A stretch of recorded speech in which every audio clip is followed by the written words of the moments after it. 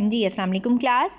अब आपके पास कॉस का फार्मूला क्या होता है? Base over hypotenuse. ठीक है, अब यहाँ पर कॉस 36 है, बेस की वैल्यू आपके पास ए मीटर थी, 13.5 मीटर, मीटर मीटर से कैंसिल हो गया। अब यहाँ पर देखिए 13.5 है, ये डिवाइड हो रहा है, नीचे ऊपर जाके मल्टीप्लाई हो जाएगा। जब मल्टीप्लाई करेंगे तो आपके पास ये आंसर आ जाएगा। इसी तरह आगे भी देख लें, आपके पास क्या है? बेस है, इसके सामने वाली वैल्यू हाइपोटेन्यूज होती है जिसको 20 सेंटीमीटर कह दिया उन्होंने। उसके बाद यहाँ पे आपके एंगल की जो थीटा की वैल्यू हो वह क्या है? 61 डिग्री।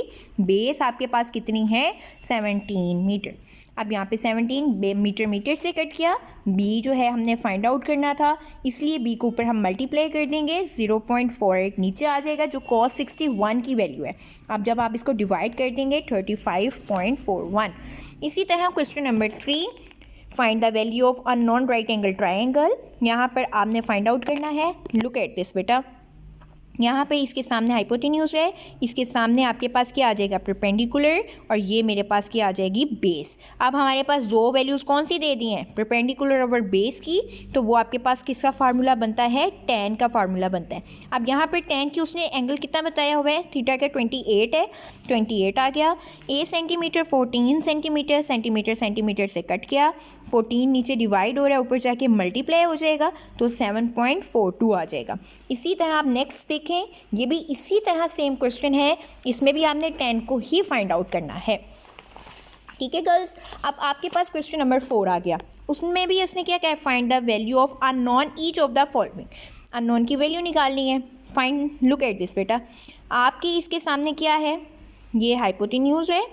अब यहाँ पर देखें, ये मेरे पास क्या बन जाएगी? परपेंडिकुलर और बेस। अब यहाँ पर देखो, उसने तीनों की वैल्यूज़ बता दी हैं, परपेंडिकुलर की भी, बेस की भी, हाइपोटेन्यूज की भी। इट्स मीन पहले मैं किसको निकालूंगी? जो है एक मतलब परपेंडिकुलर को फाइंड आउट करूंगी, फिर मैं बेस को लाइट सी। इट्स मीन इसमें दो फार्मूले इस्तेमाल होंगे, क्योंकि पहले तो वो दो का बताता था और एक खाली छोड़ देता, तो हम फाइंड आउट कर रहे थे। अब उसने तीनों को बता दिया। अब सबसे पहले मैं साइन को पकड़ूंगी। साइन का फार्मूला क्या होता है? Perpendicular over hypotenuse. इसका फार्मूला है, परपेंडिकुलर की वैल्यू a है, हाइपोटेन्यूज की 12 है, 30, साइन हमारे पास क्या है? 34। इसकी वैल्यू निकालेंगे तो आपके पास ये आपके पास आंसर आ जाएगा। 12 ऊपर जाके मल्टीप्लाई हो जाएगा, जब मल्टीप्लाई हो जाएगा तो 12.0.55, तो ए हमारे पास कितना आ गया? 66। अब हमने ए की तो वैल्यू निकाल ली, अब हमने निकालनी है बी की। तो बी हमारे पास बेस ओवर हाइपोटेन्यूज किसका फार्मूला होता है? कॉस का। इसी तरह आप इसमें वैल्यूज़ को पुट करेंगे, ऊपर आप मल्टीप्लाई कर देंगे तो आपके पास बी कितना आ जाएगा? 9.84। अब क्वेश्चन नंबर 4, एक्सरसाइज 11B का क्वेश्चन नंबर बी पार्ट। अब यहाँ पर देखें, इसके सामने परपेंडिकुलर, यहाँ पर आपके इसके सामने आपके पास हाइपोटेन्यूज आ जाएगा, ये आपके पास बेस है।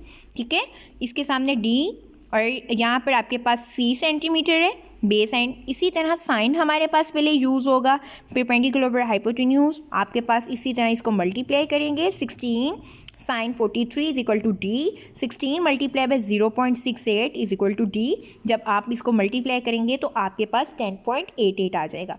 कॉस आपके पास क्या फार्मूला होता है? Base over hypotenuse. यहाँ पर उसने कितनी बताई है? यहाँ पे एंगल 43, जैसे साइन का 43 था, कॉस 43 को फाइंड आउट करेंगे तो आपके पास आंसर आएगा 0.73।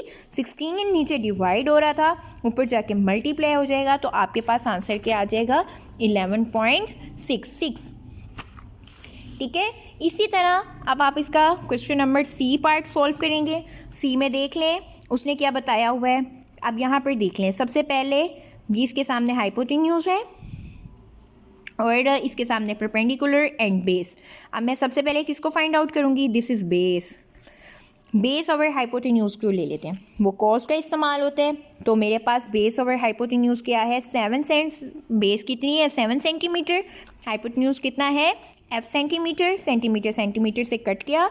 अब यहाँ पर देखें, मैंने f की वैल्यू को फाइंड आउट करना था, cos 44.2। लुक एट दिस बेटा, उसने ऑलरेडी दिया है 44.2, इसकी वैल्यू मेरे पास आई 0.71।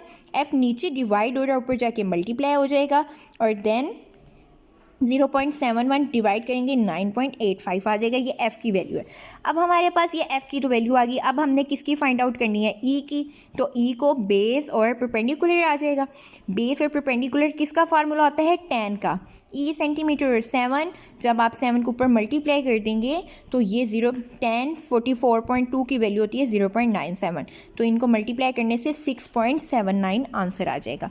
इसी तरह बेटा आपके ये रिमेनिंग क्वेश्चंस जो हैं 10 वाले एक्सरसाइज 11B यहाँ पर आपकी ख़त्म होती है। जो रिमेनिंग क्वेश्चन D है वो भी आप देख लेंगे।